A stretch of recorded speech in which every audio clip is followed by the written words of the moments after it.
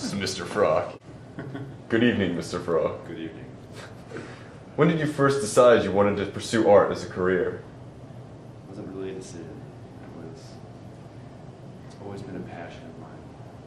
So was it just a value that you decided you had to pursue? It was something that I've always done. When I was in high school, junior high school. We had junior high school back then, I guess. Some schools have junior high schools. My school had junior high school. And I pretty much drew all over everything that I owned. I really liked Pink Floyd. The Wall was my favorite album. And I thought the artwork on that album was pretty... The triangle? No, that's the Dark Side. That's Dark Side. Oh wait, oh, The Wall. The Wall is the inky. Do you it's ever like watch a white the wall, and there's all these holes in it. You can Yeah. see through these worlds with these really awesome cartoons in there. I used to just draw all these rip-off versions of these cartoons. So you Kind of think my that own characters was or the characters. Pink Floyd an early influence on you? Yeah, very much so. Their cover art? So were there Music and the art, because I would draw it while listening to Pink Floyd, so the whole thing is... It all came together together. The whole thing is intermingled. Were there any other things you were considering, any alternatives to this, or was it always art? You knew that you were going to pursue art in some form? No, because I loved doing it, and everybody was behind me as far as doing it.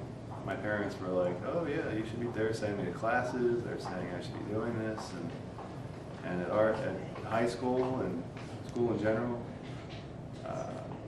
Did you ever know you were going to go into teaching, or did you just know you were going to go into art in general? I didn't know career-wise what I would do. I didn't give that much thought when I was in college either, which didn't help when I got out. Although my dad did, he helped me out. I have an illustration major with my BFA, but I never became an illustrator. I've never been good at selling my skills. I've never even been interested in selling my skills. So I've always been a landscaper. Or what did I do right out of college? I was a landscaper for an outdoor sculpture installer that also did landscape around sculptures. I installed a lot of French drain. I actually learned a lot of cool things. I learned how to install French drains and lots of cool garden things. I like gardening, so that was good.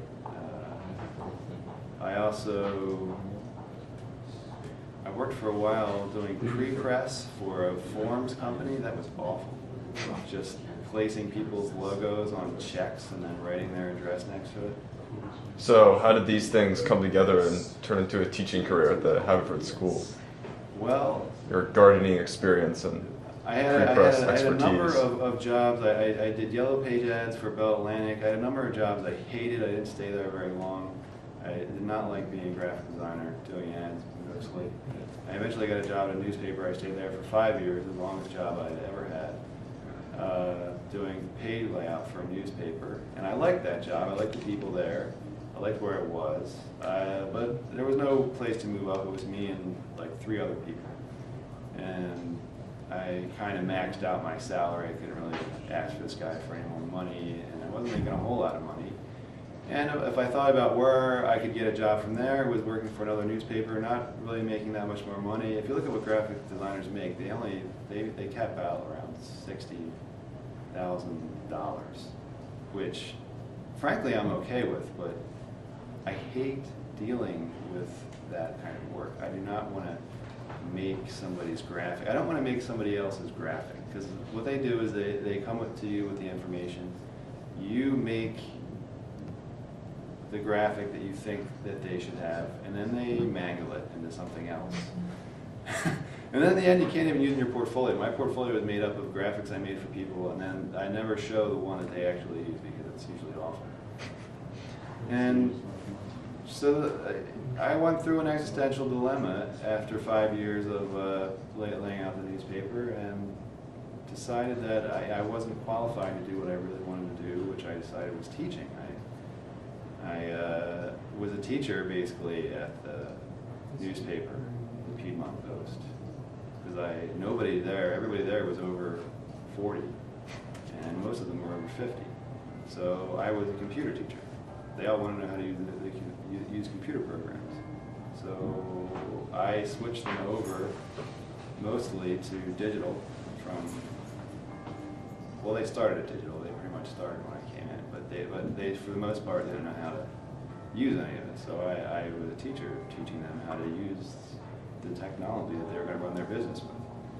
And I enjoyed that part of it, and realized that that's kind of what I wanted to do. So I could have become certified, or I could go get my master's. And I decided I would go get my master's because that kind of trumps certification and also opens up teaching at college and more doors. So, and also I felt like I had to go back to school. I felt like my art post BFA had sort of hit a wall and know what else to do. And then my MFA experience really sort of opened me up to current art dialogue. Art's a dialogue. And now I feel like I'm a part of that again. Mm-hmm. I feel like I'm not going to lose that spot. I feel like I'm firmly rooted in where I'm at.